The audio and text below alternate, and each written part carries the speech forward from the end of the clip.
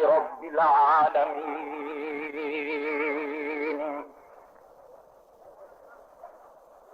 والصلاة والسلام على سيد الأنبياء وخاتم المعصومين،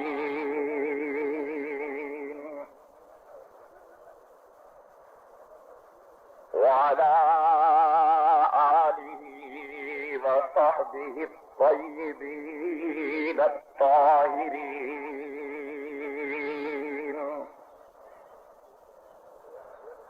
ولعنة الله على أعدائهم إلى يوم الدين. أما بعد، إن الذين قالوا ربنا الله ثم استقاموا تتنزل عليهم الملائكة ألا تخافوا ولا تحزنوا وأبشروا بالجنة التي كنتم توعدون.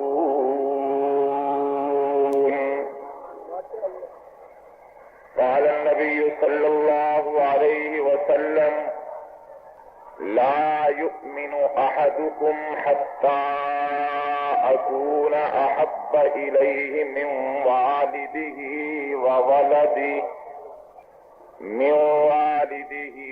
وولده والناس أجمعين. صدق الله وصدق رسوله النبي الكريم،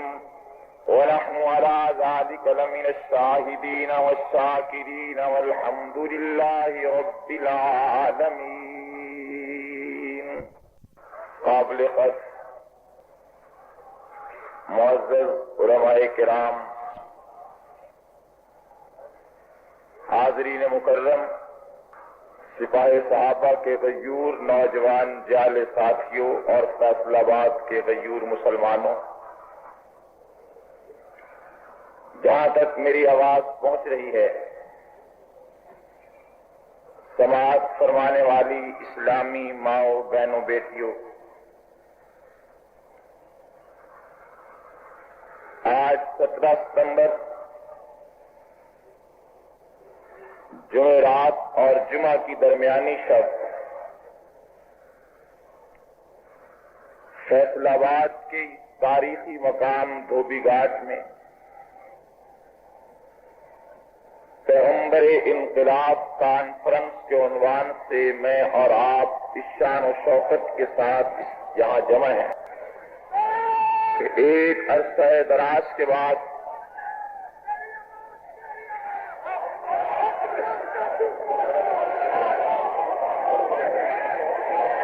نعرہ تکبیر، حق نواز کا دوسرا نام، دنیا کا وزیر اعظم، حق نواز کا دوسرا نام، ہمارا نوجوان، دنیا کا حکمران، حق نواز کا دوسرا نام، ہمارا نوجوان، دنیا کا حکمران. نعرہ تکبیر، تاج و تخت ختم نبوت، عظمت صحابہ، جانشین امیر عظیمت مولانا ضیاء الرحمان فاروقی، انجمن سپاہ صحابہ، نعرہ تکبیر.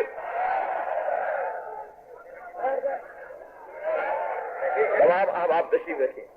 جہاں تک آواز جا رہی ہے فوری طور پر ساتھی بیٹھ جائیں. گرامی قدر سامعین،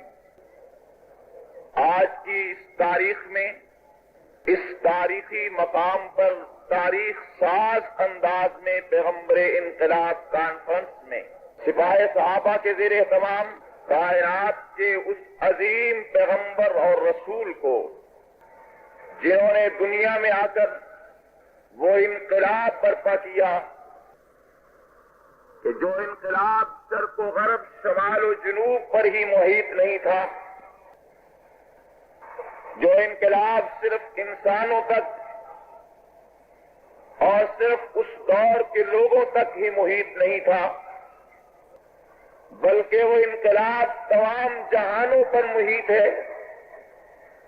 اس انقلاب کے اثرات نہ صرف عالم برزخ بلکہ عالم حشر، اگر میں یہ کہوں تو بے جانا ہوگا کہ آخری رسول کا برپا کیا ہوا انقلاب ایسا انقلاب ہے کہ جس کے اثرات دیکھنے والوں کو جنت کے اندر بھی نظر آئیں گے۔ میرے بھائیوں، میں اپنی بڑی مختصر اور چند منٹ کی تقریر میں آپ حضرات کی توجہ اس طرح مبذول کرانا چاہوں گا کہ ہم نے آج کی کانفرنس کا عنوان پیغمبر انقلاب کانفرنس کیوں رکھے اور پیغمبر انقلاب کانفرنس کے ذریعے سے سپاہ صحابہ اور اس کی قیادت اپنے کارکنوں، اپنے بہی خواہوں اور اپنے مسلمانوں کو کیا سبق اور کیا درس دینا چاہتی ہے۔ میرے بھائیوں، سب سے پہلے آپ اپنی توجہ کو اس طرح مبذول فرمائیے کہ اللہ کے وہ آخری نبی جو ایک وقت ہے کہ فاران کی چوٹی پر اکیلے کھڑے ہوئے، ایک وقت ہے کہ فاران کی چوٹی پر کھڑے ہو کر اپنی قوم کو پکارا اور اسے کہا قولوا لا الہ الا اللہ تفلحون، اے میری قوم تم لا الہ کو کامیاب ہو جاؤ گے۔ آپ نے اتنا ہی فرمایا تھا تو آگے سے جواب میں پھولوں کے ہار نہیں تھے، جواب میں داد و داش اور جواب میں آپ کو لبیک و سعدیک نہیں کہا گیا۔ آپ کی ایک آواز پر پورے کے پورا مکہ کی عموم آنے والا سیلاب آپ کے اس نعرہ کو سن کر اس انداز میں بکھرا ہے، اس انداز سے پیغمبر کے اس نعرے کے جواب میں برفروختہ ہوا ہے کہ آنے والے انسانوں کے اس سیلاب میں وہ لوگ جو پیغمبر اسلام کے سگا رشتے دار تھے، جنہوں نے پیغمبر کے بچپن کو اور جوانی کو اپنے آنکھوں سے دیکھا تھا، سب سے پہلے ایک ہاتھ زمین پر گیا ہے اور اس نے پتھر اٹھا کر چہرہ پیغمبر پہ اٹھا لے۔ یہ کوئی بیگانہ اور دشمن دوسری قوم کا انسان نہیں تھا، تاریخ یہ بتلاتی ہے کہ یہ پیغمبر اسلام کا سگا چچا گولاب تھا۔ میرے بھائیوں، یہ مخالفت جو گھر سے شروع ہوئی، جس پیغام حق پر جواب پتھروں کی بارش کی صورت میں آیا اور جس کلمہ حق سنانے پر امین و صادق پکارنے والے لوگ مخالف ہو گئے، دوستیاں دشمنیوں میں تبدیل ہو گئی۔ اب دیکھنے کی بات یہ کہ اللہ کے آخری رسول نے مخالفت کے باوجود اپنوں کی بیگانگی کے سامنے آنے کے بعد رشتے ناطوں کے ٹوٹنے کے بعد پتھروں کی بارش کو دیکھ کر اپنا نعرہ چھوڑ دیے، اپنے موقف سے دستبردار ہو گئے، اپنے پروگرام میں کوئی لچک پیدا کر لیے اور کلمہ حق سنانے کے لیے آپ نے کوئی نرمی کا راستہ اختیار کیا۔ آپ سیرت کا مطالعہ کریں گے تو آپ کو نظر آئے گا کہ جس پیغمبر کو فاران کی چوٹی پر پتھر مارے گئے، وہی پیغمبر آگے بڑھے، اپنی قوم اور رشتے داروں کی ایک دعوت کی ہے، اس دعوت میں سب کو بلا کر کھانا کھلانے کے بعد اللہ کے رسول نے پھر ان سے کہا کہ میری قوم کے لوگوں، میرے شب و روز دیکھنے والوں، میں تمہیں آج پھر فاران کی چوٹی والا سبق یاد دلاتا ہوں،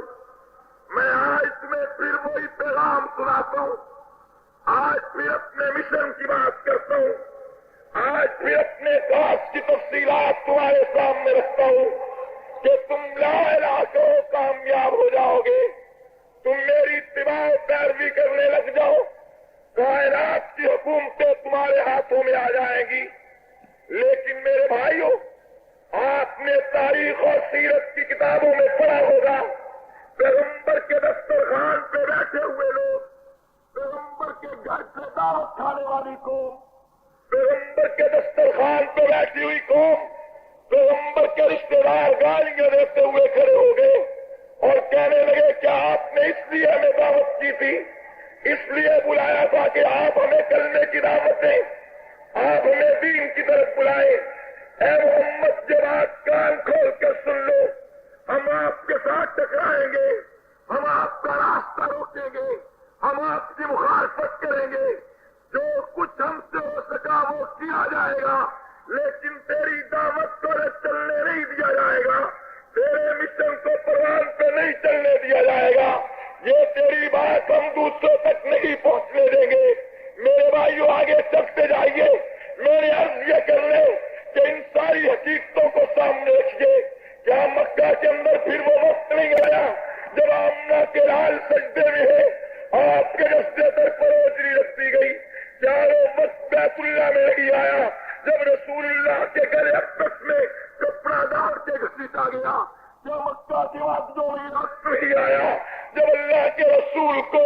شاعر و مجنون کہا گیا؟ کیا طائف کی بستیوں میں پیغمبر کے جسد اکثر کو لہو لہان نہیں کیا گیا؟ کیا پیغمبر کے جسم پہ پتھروں کی بارش نہیں ہوئی؟ اگر یہ سب کچھ ہوئی ہے تو سوال یہ ہے، اگر یہ سب کچھ صحیح ہے تو سوال یہ کرنا چاہتا ہوں، کوئی ایک شخص ہاتھ اٹھا کر یہ بتلائے، کوئی ایک شخص کھڑا ہو کر یہ کہے کہ تمام تکلیفوں کے باوجود، تمام پریشانیوں کے باوجود، رشتے ناطوں کے ٹوٹنے کے باوجود، پتھروں کی بارش کے باوجود، اپنوں کی مخالفت کے باوجود، کوئی ایک شخص یہ بات کہہ کر بتلائے، تاریخ سیرت کے حوالے سے یہ ثابت کرے کہ پیغمبر نے مصاحب کے سامنے ہاتھ رکھ دیا ہو اور پیغمبر نے اپنا مرکز چھوڑ دیا ہو۔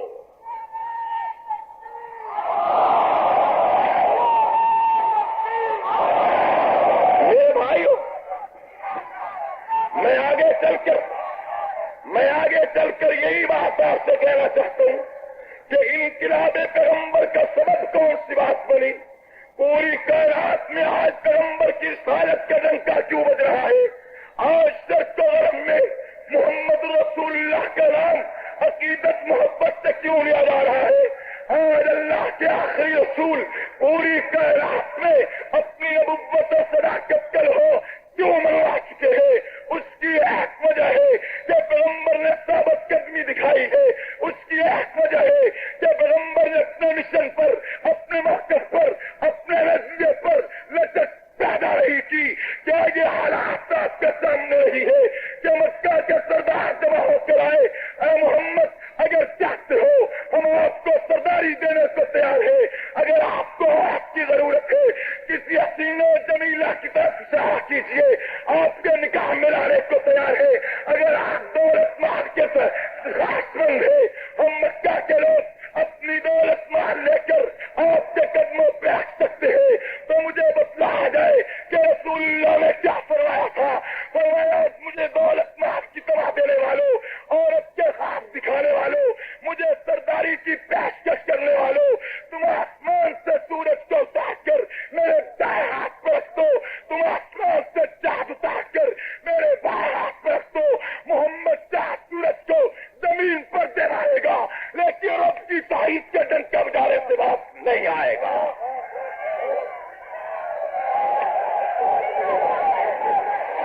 میرے بھائیوں، پھر اسی پر بس نہیں، آدمی اپنی ذات کے بارے میں بڑا متحمل مزاج ہوتا ہے، آدمی اپنی ذات کے بارے میں بڑا صابر و شاکر ہوتا ہے، کے رسول تو اللہ کے آخری نبی ہے، جو حلم و بردباری کا بہار ہے، جو صبر و تحمل کا گوہے گیا ہے، جو اللہ پر توکل رب کی ذات پر بھروسے میں اپنا کوئی ثانی نہیں رکھتے. لیکن میرے بھائیوں، آپ دیکھتے ہیں اپنی ذات پہ مصیبت برداشت کر لی جاتی ہے، اپنے اوپر ظلم و ستم سہ لیا جاتا ہے، لیکن آج یہ دیکھیے دوسرے پر مصیبت ہوئی، پیغمبر کی نظر دیکھتی ہے کہ پیغمبر کا نام لینے کی وجہ سے مکہ کے چوک میں زنیرہ کی آنکھیں نکال دی گئی، پیغمبر کا دامن پکڑنے کی وجہ سے سمیہ کے ٹکڑے کر دیے گئے، پیغمبر کا ساتھ دینے کی وجہ سے ابوبکر کی پسلیاں توڑ دی گئی، پیغمبر کا دامن پکڑنے کی وجہ سے خبیث کو تختے تار پہ کاٹ دیا گیا، پیغمبر کا ساتھ دینے کی وجہ سے بلال کو تختے انگاروں پہ کاٹ دیا گیا. لیکن کوئی شخص یہ بات لگا سکتے، کوئی سوال کر سکتے اور مجھے کوئی جانتے کہ پیغمبر نے اپنے ساتھیوں کے ڈرنے کے باوجود، پیغمبر نے ساتھیوں کے ٹکڑے ہونے کے باوجود، پیغمبر نے مصاحب والام کے پاس ٹوٹنے کے باوجود کیا کبھی ایک روز کہا ہو کہ کوئی بات نہیں ہے، میں اپنے موقف میں اپنے پروگرام میں لچک پیدا کر لیتا ہوں. اگر پیغمبر نے لچک نہیں پیدا کی تو پیغمبر انقلاب کانفرنس کا سبق یہ ہے، مجھے اور تجھے دس یہ ہے، ڈٹ جاؤ مت جاؤ، آگ میں کود دو، دریا میں چھلانگ لگا دو، تختے بار پہ چک دو، جلے بھر دو، جہاں جاتی ہے 1000 مرتبہ چلی جائے، جو موقف ہے پروگرام صحیح ہے تو سودے بازی نہیں ہو سکتی. للکار ہے، للکار ہے، للکار ہے، للکار ہے، تمہارے حکم پہ، تمہارے حکم پہ. میں ایک مختصر سی، میں کیا کروں، تھوڑا سا نعروں پر تھوڑی سی کمی کیجیے تاکہ تسلسل کے ساتھ میں اپنی بات کر سکوں. یہ میرے لیے بڑی پرابلم ہے کہ جب قائد محترم تشریف لے آتے ہیں تو مجھ سے تقریر نہیں کی جاتی. میں نے کہا تھا 12 بجے کے بعد تشریف لائیں گے، اس لیے مجھ سے کچھ کہا نہیں جاتا، ورنہ میں آپ کے سامنے بہت کچھ کہنا چاہتا تھا. میرے بھائیوں، میرے پیغمبر انقلاب کے عنوان سے ایک مختصر سا عنوان ایک مختصر انداز میں آپ کے سامنے رکھے کہ سب سے پہلی بات، اور میں اسی کی تائید میں قرآن پاک اور حدیث مبارکہ اور حادثات زمانہ اور واقعات زمانہ آپ کے سامنے لانا چاہتا ہوں. قرآن پاک کو پڑھ لیجئے. فرمایا ان الذین قالوا ربنا اللہ ثم استقاموا، جن لوگوں نے کہا ہمارا رب اللہ ہے، پھر اس پر پکے ہو گئے، پھر اس کے اوپر ڈٹ گئے، پھر جان دے دی، پھر مال اور رات قربان کر دیا، پھر وطن چھوڑ گئے، تو تنزل علیہم الملائکہ، یہی وہ لوگ ہے جس پہ رب کی نصرت کے فرشتے آتے ہیں. ایک شخص رسول اکرم صلی اللہ علیہ وسلم کی بارگاہ میں آیا، عرض کی اللہ کے رسول ایک مختصر سی آپ مجھے وصیت فرمائیے، مختصر سی نصیحت کیجیے کہ میں اس پر عمل کروں اور کامیاب ہو جاؤں. اللہ کے رسول نے کوئی لمبی چوڑی تقریر نہیں فرمائی، اللہ کے پیغمبر نے اپنے پروگرام کی تفصیلات نہیں رکھی، اپنے مشن اور پروگرام کو ایک ایک جز بیان نہیں کیے، بلکہ نطق پیغمبر سے، لسان نبوت سے ایک نصیحت نکلی. فرمایا قل ربی اللہ ثم استقم. میرے صحابی چاہتے کہ رب ایک ہے، پھر اس کے اوپر ڈٹ جاؤ. نعرہ تکبیر، نعرہ تکبیر. دنیا کا وزیر اعظم، دنیا کا وزیر اعظم. میں اپنے اسی موقف کو آگے لے کر چلنا چاہتا ہوں. میں یہ بتلانا چاہتا ہوں کہ انقلاب پیغمبر مارز وجود میں کیسے آیا، انقلاب کی ہمیں ہموار کب ہوتی ہے، انقلاب کے راستے آسان کب ہوتے ہیں، انقلاب برپا کرنے والوں کو کامیابی کب ہوتی ہے. اس وقت ہوتی ہے جب ایک موقع پروگرام طے کر لیا جائے اور پھر اس کے اوپر آدمی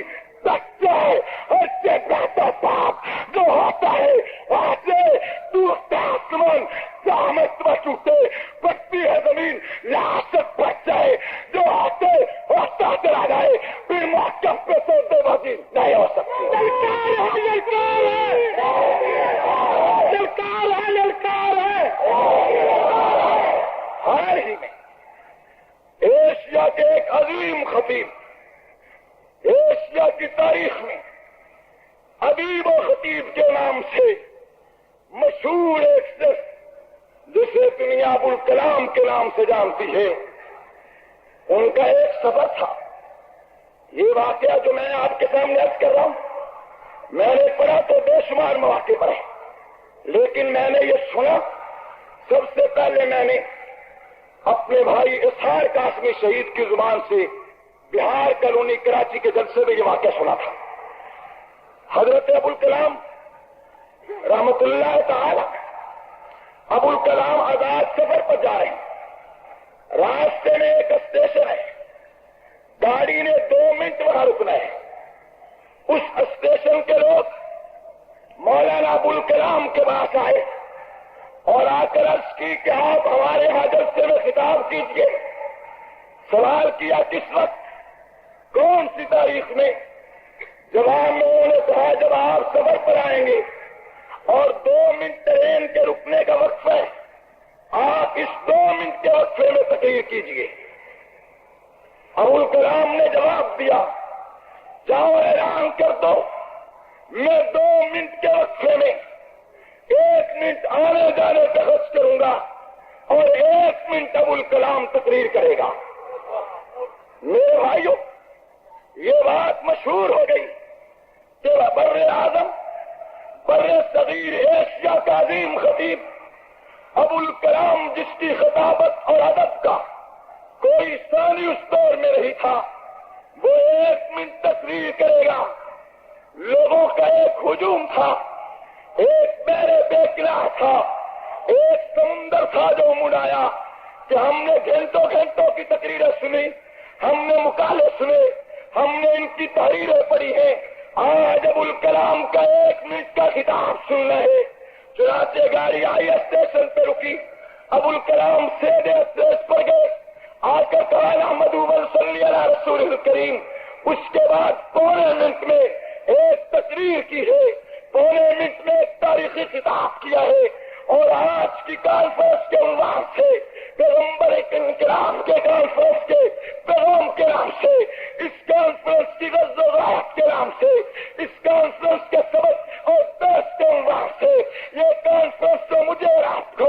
آج ایک سبق دینا چاہتی ہے۔ میں اسی کی تائید میں ابوالکلام کے 1.25 منٹ کا خطاب آپ کے سامنے پیش کرنا چاہتا ہوں۔ 1.25 منٹ کا خطاب۔ حضرت ابوالکلام آئے، فرمایا مسلمانوں، خوب سوچ سمجھ کر، چھان پھڑک کر، بڑی ہی جستجو اور بڑی گہری نظر سے کسی بات کا مطالعہ کرو، سوچ سمجھ کر، چھان پھڑک کر، نہایت تحمل بردباری سے سوچ کر ایک نظریے، ایک پروگرام پر متفق ہو جاؤ، ایک مشن، ایک نصب العین اپنا لو۔ جب تم سوچ سمجھ کر، چھان پھڑک کر کے ایک پروگرام، ایک مشن، ایک نظریے پر اتفاق کر لو، اس کی صداقت پر تمہیں یقین آ جائے، اس کی حقیقت پر تمہیں یقین آ جائے، اس کی حقانیت پر تمہیں یقین آ جائے، تو پھر اس کے اوپر ڈٹ جاؤ۔ یہی میری تقریر ہے۔ میرے بھائیوں، میں آپ کے سامنے آقا نامدار سرکار دو عالم صلی اللہ علیہ وسلم کی دعوت کے آغاز کے حالات کو اس لیے بیان کیے کہ پیغمبر کے انقلاب کی کامیابی کی وجہ کیا تھی۔ پھر میں نے اس کی تائید میں قرآن کی آیت پڑھی ہے، ان الذین قالوا ربنا اللہ ثم استقاموا، جب کہہ دیا اللہ ایک ہے تو رٹ جاؤ۔ پھر اس کی تائید میں پیغمبر کا ارشاد تلاوت کیے، قل ربی اللہ ثم استقم، کہہ دے کہ میرا رب اللہ ہے پھر ڈٹ جا۔ پھر اسی کی تائید میں ابوالکلام کی مختصر تاریخی تقریر کا حوالہ دیا ہے کہ ایک مشن، پروگرام اور نصب العین کو سوچ سمجھ کر طے کر لو، پھر اس پروگرام کو پایہ تکمیل تک پہنچانے کے لیے جان دیتی پڑے، مال دینا پڑے، جو قربانی دینا پڑے وہ دیتے چلے جاؤ۔ اس کے بعد میں اپنی تقریر کا آغاز کرتا ہوں، میں اپنی تقریر کا آغاز کرتا ہوں۔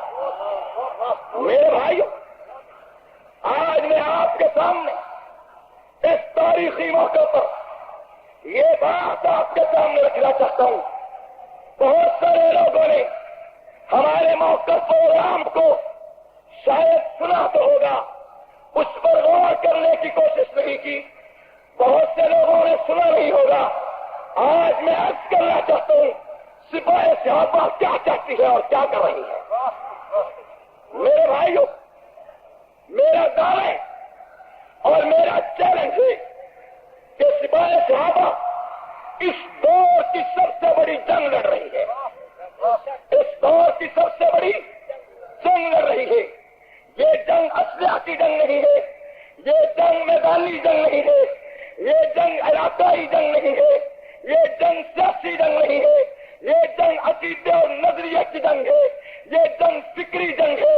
آج سپاہ صحابہ پوری دنیا میں عقیدے اور نظریے اور فکر کی جنگ لڑ رہی ہے. اور سب سے پہلے ہمارا موقف سنو، پروگرام سنو، اور میں یہ چیلنج کروں گا اگر ہمارے موقف میں کوئی خامی نظر آئے، ہمارے پروگرام میں کوتاہی نظر آئے، ہمارے پروگرام میں لچک نظر آئے، ہمارے پروگرام میں غلطی نظر آئے، ہمارے ہاتھ تو چھوٹی ہے کہ وہ مجمع عام میں کھڑا ہو کر کہے، وہ بعد میں مجھے مل کر کہے، وہ بعد میں خط کے ذریعے کہے، بعد میں فون کے ذریعے کہے، کسی ملاقات میں کہے کہ تمہارے پروگرام میں فلاں جگہ پر غلطی ہے. رب کعبہ کی قسم میں شیخ صدر کے ساتھ غلطی تسلیم کر لوں گا اور اپنا راستہ تبدیل کر لوں گا. اور اگر میرے پروگرام میں حقانیت ہو، سچائی ہو، میرا موقع مبنی بر حق ہو اور وقت کی ضرورت ہو تو پھر آج سے فیصلہ کر کہ پروگرام کے سمجھ میں آنے کے بعد پھر ساتھ دے گا، پھر مطلب کی چادر کو اتار پھینکے گا، پھر جو کچھ ہو سکتے قربان کرے گا مگر پیچھے نہیں ہٹے گا. دنیا کا وزیر اعظم، دنیا کا وزیر اعظم، سپاہ صحابہ پاکستان، شان رسالت، شان صحابہ. اور میں آج صرف آپ کو نہیں، اس کی باری آنے والی ہے. آپ گھبراتے کیوں ہیں؟ آپ کیا سمجھتے ہیں کہ گولیوں سے ڈر کر، آپ کیا سمجھتے ہیں کہ کسی کے شور و شور سے ڈر کر، آپ کیا سمجھتے ہیں آواز سگا سے ڈر کر ہم اپنے موقف میں نرمی پیدا کر لیں گے؟ یہ بھول ہے. موقف چھوڑنا ہوتا تو خدا کی قسم اس دن چھوڑ گئے ہوتے جب آپ راتوں کو میں رکھتا تھا. موقف پہ سودے بازی کرنے کا سوچا ہوتا تو اس آج کے بعد قومی اسمبلی کی سیٹوں پر سوچ لیتے. موقف چھوڑنا ہوتا تو قومی اسمبلی میں جا کر چھوڑ دیتے اور جان جا سکتی ہے. موقف پہ سودے بازی نہیں ہوتا.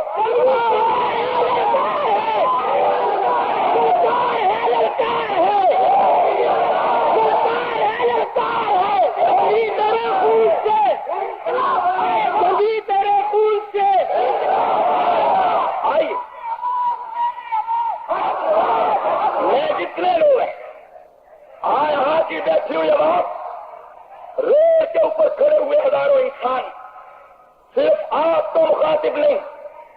میں ہر اس شخص کو مخاطب ہوں جو میری آواز کیسٹ کے ذریعے سنے، میرے پروگرام کو ایک مرتبہ بغور حسن اور میری تقریر کو سننے کے بعد جذباتی ہونے کی بجائے، نعرہ لگانے کی بجائے اور اپنے آپ سے باہر ہونے کی بجائے مجھ سے وعدہ کر تقریر آج سن غور چل کر، تقریر آج سن غور. آج آپ میرے ساتھ ایک وعدہ کریں. میں یہ نہیں کہتا کہ ابھی تقریر سنیں اور ابھی جواب دیں. یہ وعدہ کیجیے تقریر ابھی سنیں، توجہ کیجیے، موقف ابھی سنیں اور اس پہ غور. کل رات جب آپ عشاء کی نماز پڑھ کر جس طرح استراحت پہ دیکھنے لگیں، میں زیادہ وقت نہیں مانگتا، 5 منٹ کے لیے